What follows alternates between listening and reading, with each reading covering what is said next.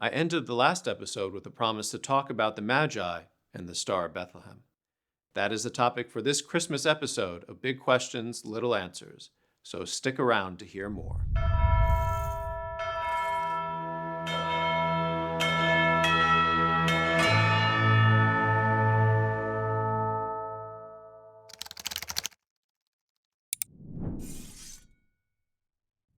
Hello, my name is Father Ambrose Little, and I teach philosophy at the Dominican House of Studies.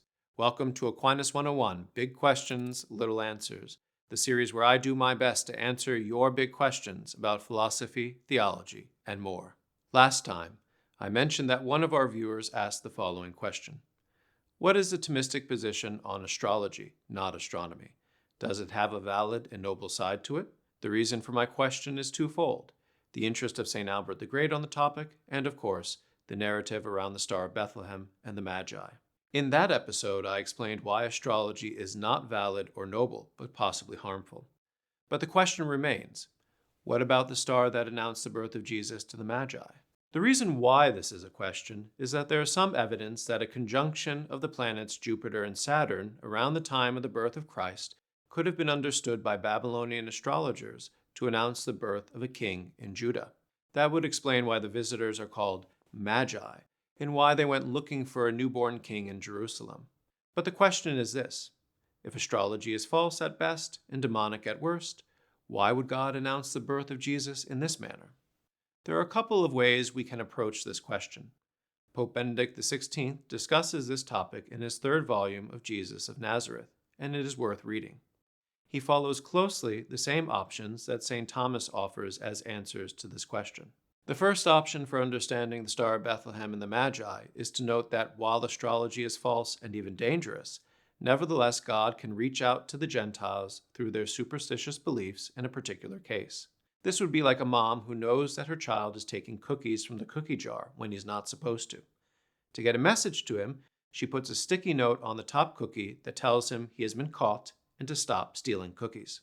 In a like manner, God could use the superstitions of the Gentiles to tell them about himself, and why they should no longer worship the stars. It is a way of speaking to people where they are. Normally, he does not send messages through the motion of the stars, but in this case, he could use the stars to speak to the Magi about the birth of Jesus.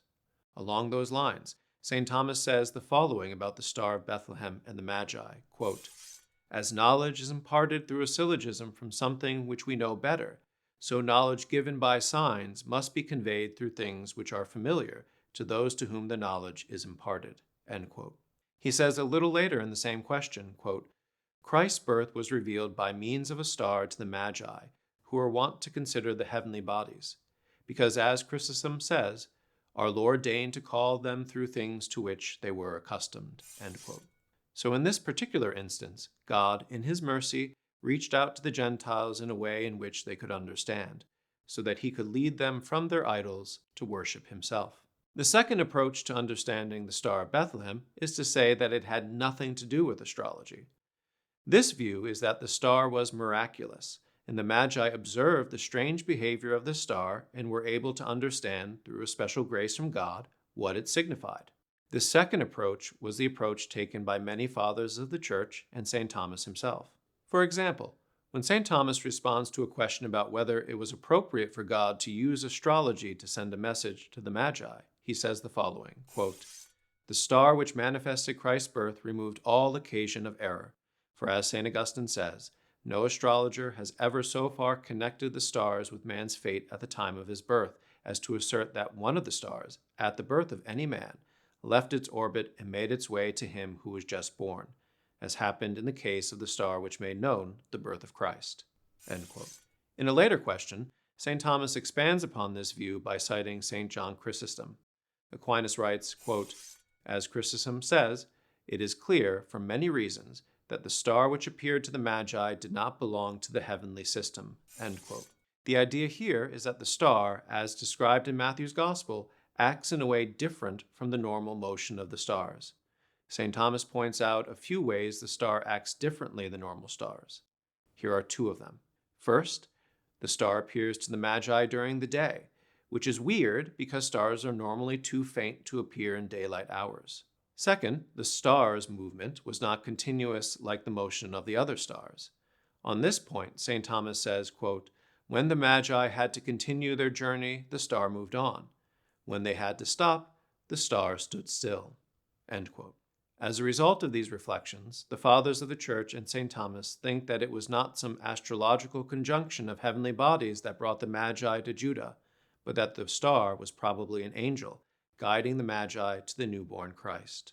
That's all I have for you today.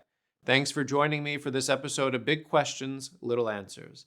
I look forward to seeing you in the new year. Until then, may you have a blessed Christmas, and may God bless you and keep you in His grace.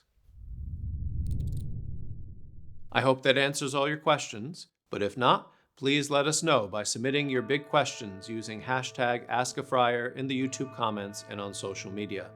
And don't forget to like, subscribe, and share with your friends, because it matters what you think.